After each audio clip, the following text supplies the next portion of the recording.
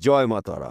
নমস্কার বন্ধুরা, আমি জ্যোতিষী গৌতম কুমার। আজকে আমি আলোচনা করব বৃশ্চিক রাশি, বৃশ্চিক লগ্ন ডিসেম্বর মাসে ভাগ্যে কি রয়েছে, ভালো না মন্দ, এই দুটো বিষয় কিন্তু আমি আপনাদের কাছে বিস্তারিতভাবে আলোচনা করব। কিন্তু ভিডিওটি না কেটে না টেনে সম্পূর্ণ আপনাকে দেখতে হবে, কারণ এই ভিডিওর মধ্যে আমি আপনাদের 8টি শুভ খবর জানাবো।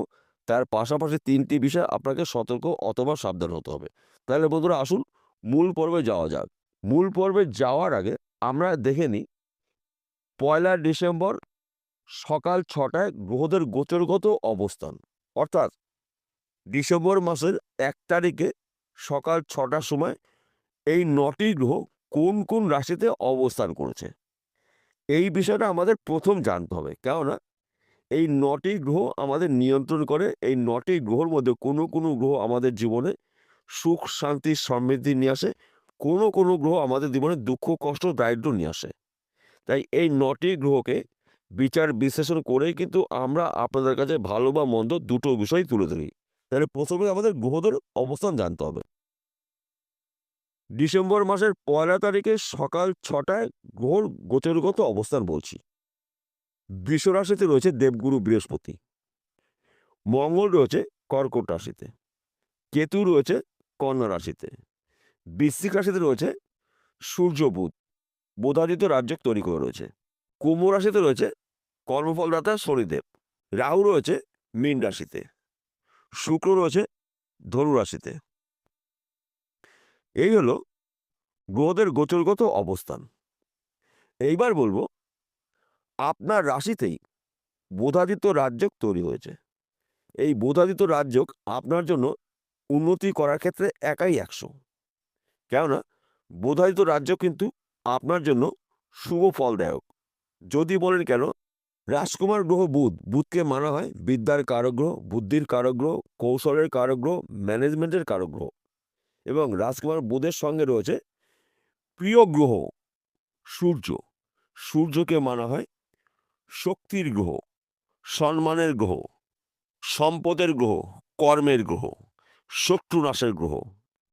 তাই এই দুটি গ্রহর সমন্বয়ে আপনার রাশিতে বোধাদিত্য রাজ্য তৈরি হওয়ার ফলে কিন্তু আপনি একাধিক জায়গার থেকে লাভজনক কিছু ঘটনা আপনার জীবনে ঘটতে চলেছে। বিশেষ করে ডিসেম্বর মাসটা কিন্তু আপনার জন্য অনুকূলেই থাকবে। আপনার রাশির একাদশ ঘরে রয়েছে কেতু, কিন্তু রাহুর দৃষ্টি রয়েছে একাদশ ঘরে। আপনার রাশির দ্বিতীয় ঘরে রয়েছে শুক্র, কিন্তু ডিসেম্বর মাসে শুক্র কিন্তু রাশি পরিবর্তন করবে। এবং আপনার রাশির চতুর্থ ঘরে রয়েছে শনি, কিন্তু দশম ঘরে শনির দৃষ্টি থাকবে। আপনার রাশির পঞ্চম ঘরে রয়েছে রাহু, রাহুর দৃষ্টি কিন্তু থাকবে একাদশ ঘরে। আপনার রাশির সপ্তম ঘরে রয়েছে দেবগুরু বৃহস্পতি, দেবগুরু বৃহস্পতির দৃষ্টি থাকবে একাদশ ঘরে। অর্থাৎ দেবগুরু বৃহস্পতির অমৃত দৃষ্টি রয়েছে একাদশ ঘরে। আপনার রাশির নবম ঘরে রয়েছে মঙ্গল। এইবার আমি বলবো 8টি শুভ খবরের মধ্যে প্রথম শুভ খবর, আপনার শরীর মন ভালো থাকবে। ব্যবসা ক্ষেত্রে সফলতা আপনি অর্জন করতে চলেছেন। সে যে কোনো ব্যবসা হতে পারে, ছোট হতে পারে ব্যবসা, মাঝারি হতে পারে, বড় হতে পারে। এবং শত্রুনাশ, স্বামী স্ত্রীর মধ্যে ভুল বোঝাবুঝি থাকলে মিটে যাবে। সন্তান নিয়ে আপনার গর্ববোধ হবে। বন্ধুর দ্বারাই কিন্তু আপনি উপকৃত হতে পারেন, কেননা বন্ধু পুচ্ছ রাজ্য তৈরি হয়ে রয়েছে। তাই বন্ধুর দ্বারা আপনার কিন্তু উপকার হতে পারে।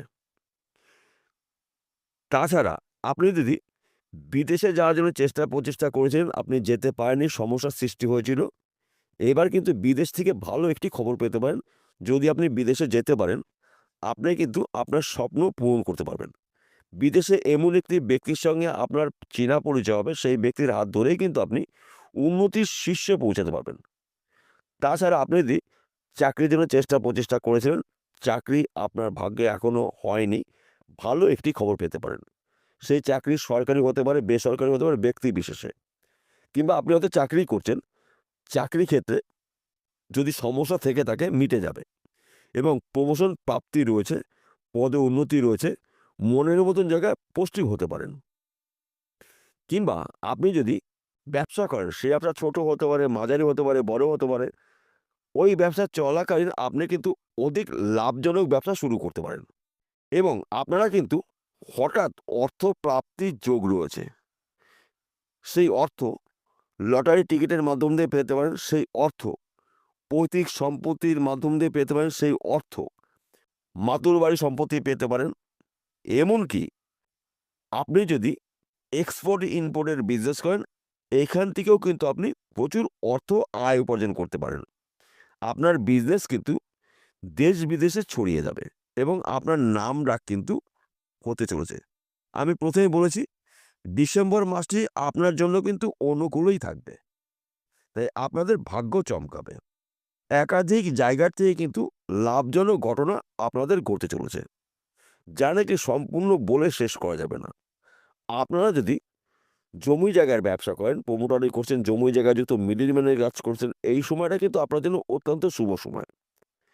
কেননা দেবগুরু বৃহস্পতি এবং শুক্র, এই দুটি গ্রহ কিন্তু 9টি গ্রহর মধ্যে গুরু গ্রহ।